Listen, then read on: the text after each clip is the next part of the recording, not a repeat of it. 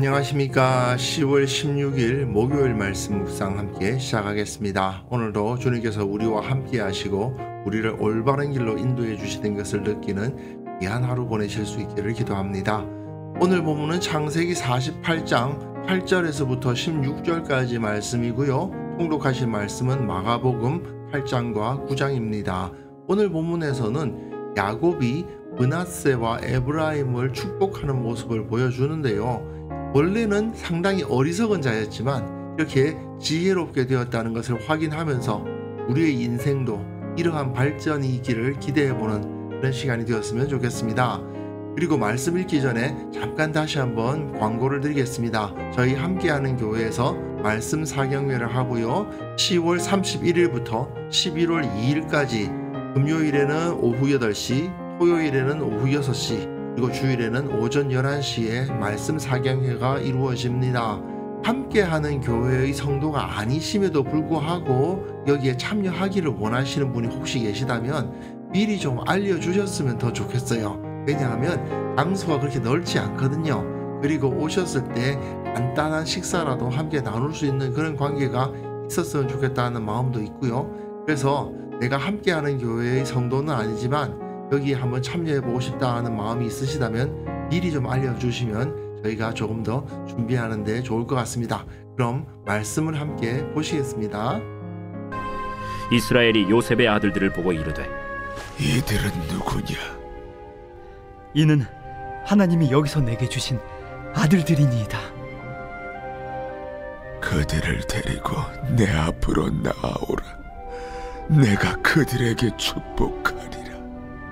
이스라엘의 눈이 나이로 말미암아 어두워서 보지 못하더라.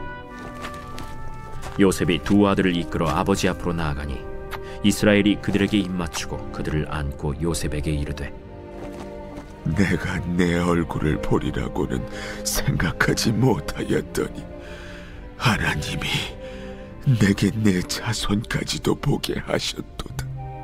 요셉이 아버지의 무릎 사이에서 두 아들을 물러나게 하고 땅에 엎드려 절하고 오른손으로는 에브라임을 이스라엘의 왼손을 향하게 하고 왼손으로는 므낫세를 이스라엘의 오른손을 향하게 하여 이끌어 그에게 가까이 나아가매 이스라엘이 오른손을 펴서 차남 에브라임의 머리에 얹고 왼손을 펴서 므낫세의 머리에 얹으니 므낫세는 장자라도 팔을 엇바꾸어 얹었더라.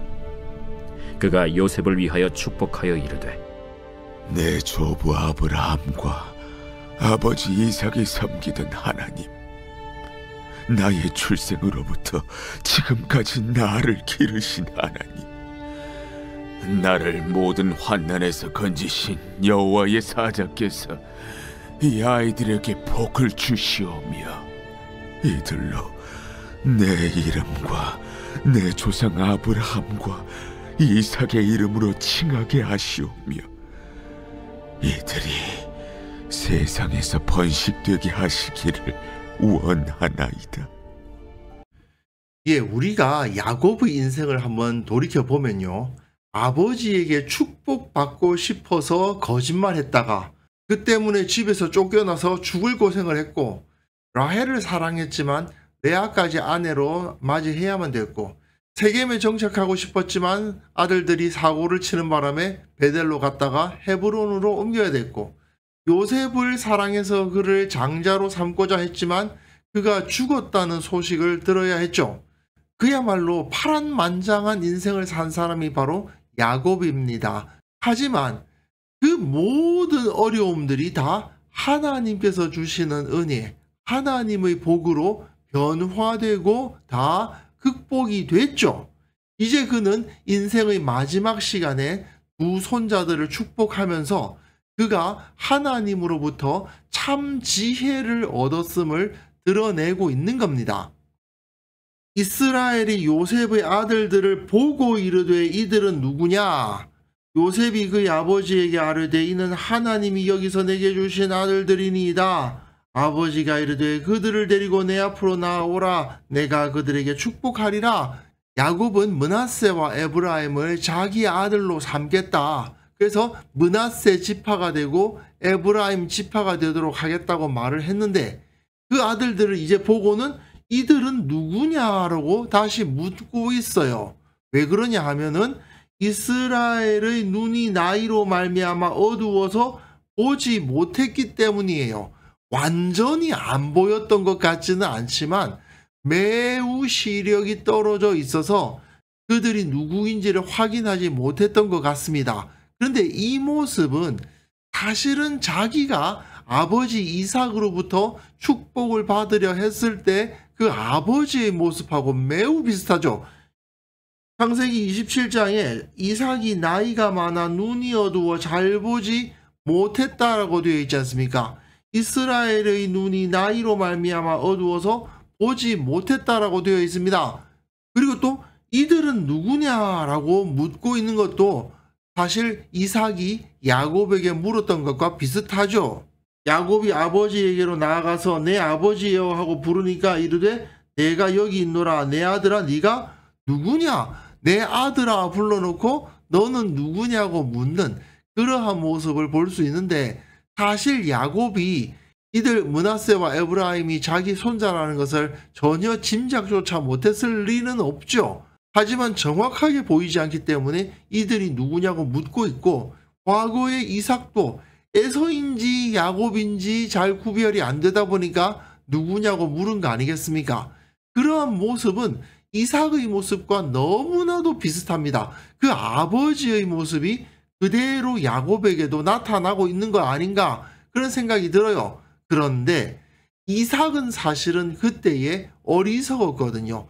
눈이 어두워지다 보니까 냄새를 맡고 그 팔의 털을 만져보고 에서라고 생각하지 않았었습니까?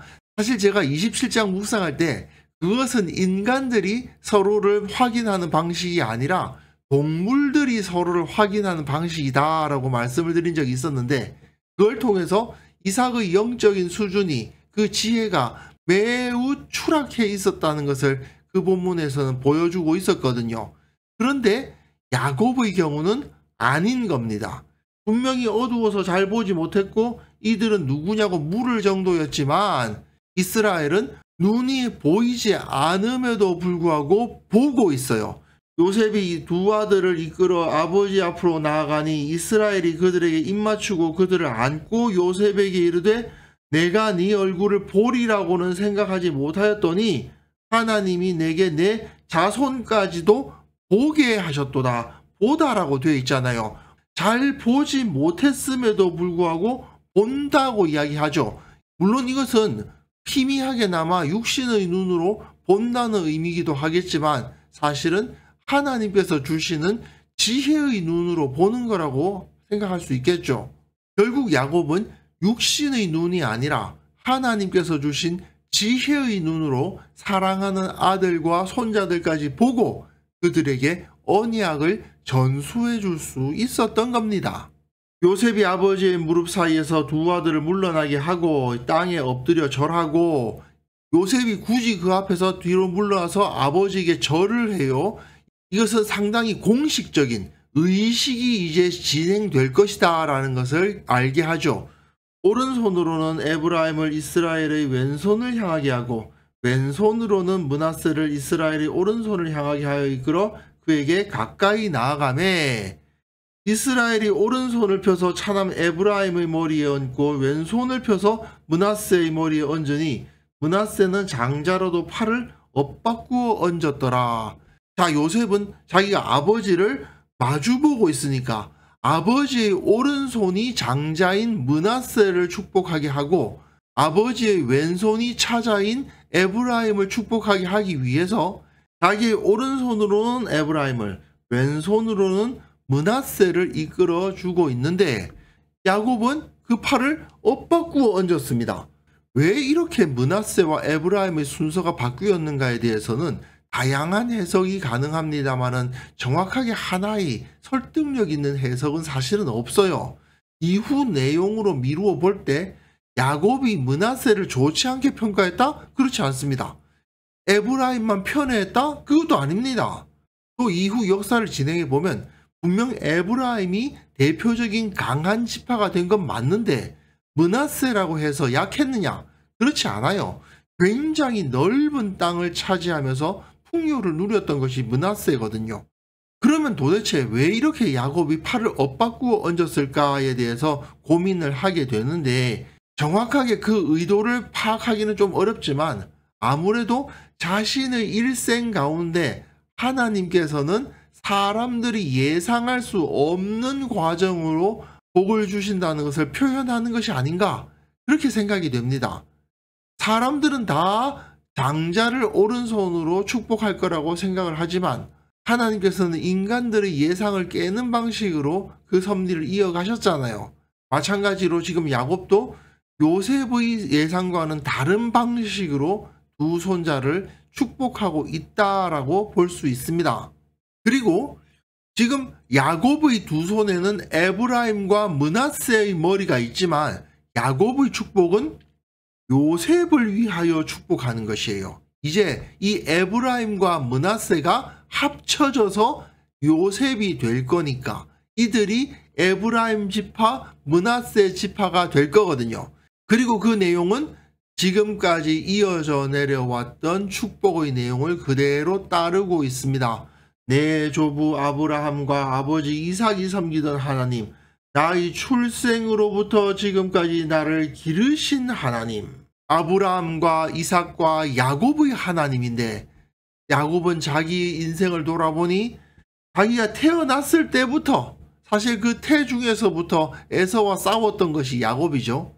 지금까지, 이제 곧 주님께로 돌아가야 할 때가 된 지금까지 하나님이 나를 길러 오셨다, 나를 지켜 오셨다, 나를 마치 양을 치듯이 나를 길러 오셨다라고 고백을 하고 있죠. 사실 이것이 야곱이 지혜자로서 그 마지막 시간을 보낼 수 있게 되는 가장 근본적인 사상이라고 할 수 있습니다. 하나님께서 나의 출생으로부터 지금까지 나를 지켜오셨다, 나를 붙잡고 나를 기르셨다라고 고백하는 거죠. 그리고 나를 모든 환난에서 건지신 여호와의 사자께서, 하나님께서 모든 환난에서 나를 건지셨다. 정말 고생 많이 한 사람인데 그 모든 고생에서 하나님께서 나를 건지셨다라고 고백하죠. 그 하나님이 이 아이들에게 복을 주시오며 이들로 내 이름과 내 조상 아브라함과 이삭의 이름으로 칭하게 하시오며 이들이 세상에서 번식되게 하시기를 원하나이다. 여기서 세상에서 번식된다는 것은 생육하고 번성하는 것을 의미하죠. 창세기 1장에서 하나님께서 사람을 만드실 때 생육하고 번성하라고 하셨고, 또한 노아에게도 생육하고 번성하라고 말씀하셨죠. 그리고 창세기 28장 야곱을 보내면서 이삭이 야곱에게 축복할 때에도 네가 생육하고 번성하라고 축복을 했었습니다.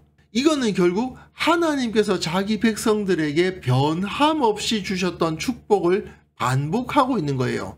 즉 야곱은 아브라함에게 주셨던 하나님의 복과 언약을 전수받은 사람으로서 이제 후대에게 그 언약을 전수하고 있음을 보여주고 있습니다. 사실 따지고 보면 야곱은 비겁한 자였고 거짓말쟁이였습니다. 하지만 하나님은 그를 붙드셔서 훈련시키셔서 지혜롭게 하셨죠. 그리고 육신의 눈이 보이지 않는 상황에서도 지혜의 눈을 뜨게 하시고 그 후손을 통해서 이루실 하나님의 나라를 바라볼 수 있게 하셨던 겁니다. 사실 오늘 본문은 어제 본문하고 연결해서 생각할 필요가 있는데요. 야곱이나 요셉은 자기 자녀들에게 어떻게 하면 내가 소유한 재산이나 애굽의 총리라는 이 지위를 대대손손 물려줄 수 있을까를 고민하지 않았습니다. 분명 많은 재산을 가지고 있었고 최고의 권력을 누리고 있었지만 그들의 마음에는 오직 하나님께서 주신 언약을 품고 있었고 자기들이 누리고 있는 이 모든 것은 다 하나님의 은혜로부터 온 것임을 잊지 않고 있었습니다. 내 인생 가운데 하나님께서 나를 지켜주셨으니까 나의 나 된 것이 있는 거지, 그게 아니었으면 내가 이렇게 살 수가 없다라고 고백을 하고 있는 거 아닙니까? 이것이야말로 진정한 지혜인 거죠.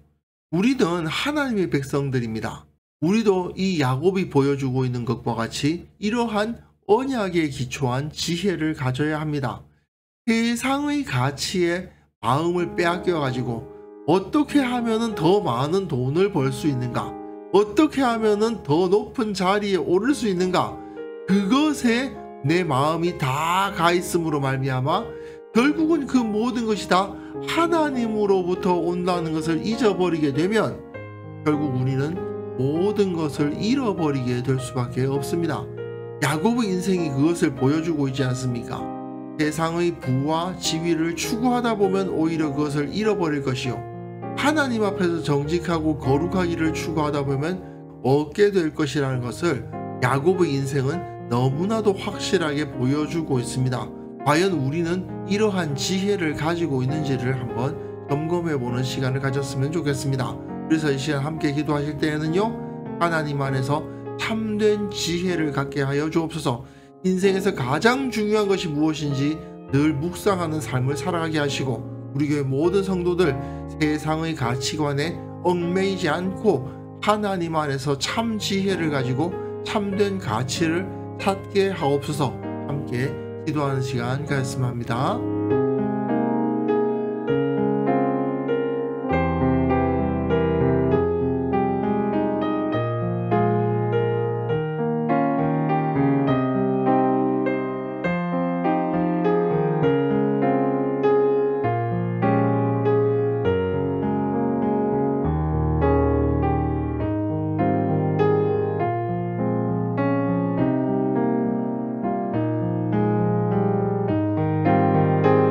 하나님 아버지, 주님 안에서 참된 지혜를 가진 자가 되게 하여 주시고, 내 인생에서 가장 중요한 것이 무엇인지 절대 잊어버리지 않도록 늘 하나님의 말씀을 묵상하며 주님과 동행하는 자가 되게 하여 주옵소서. 우리 교회 모든 성도들 세상의 가치관에 흔들리지 않도록 도와주시고 얽매이지 않도록 도와주시고, 주님께서 주시는 복을 바라보며 주님 안에서 진정한 삶의 가치를 발견하는 자들이 되게 하여 주옵소서. 한국교회 모든 성도들이 불신자들이 추구하는 것을 따라다니며 그들과 똑같은 모습을 보이며 사는 것이 아니라 삶에 대한 다른 통찰을 가진 참된 지혜자들로 서서 세상 가운데 충격을 주고 세상을 변화시키는 그러한 살아있는 성도들 다 될 수 있도록 도와주옵소서. 아버지 하나님, 오늘도 주님께서 우리와 함께 하시고 우리를 지혜롭게 하옵소서. 우리 눈앞에 어떤 일이 벌어질지 우리는 알 수 없으나 그 모든 순간순간마다 주님의 지혜로 주님의 능력으로 잘 대처하여서 오늘 하루도 주님 안에서 기쁨으로 가득 찼다, 오늘 하루 참으로 주님께서 나에게 많은 복을 주셨다 고백할 수 있는 그런 하루를 만들어 주옵소서. 우리와 함께 하시는 주님께서 우리에게 더 큰 복을 허락해 주실 것을 믿사옵고 예수님의 이름으로 기도합니다. 아멘.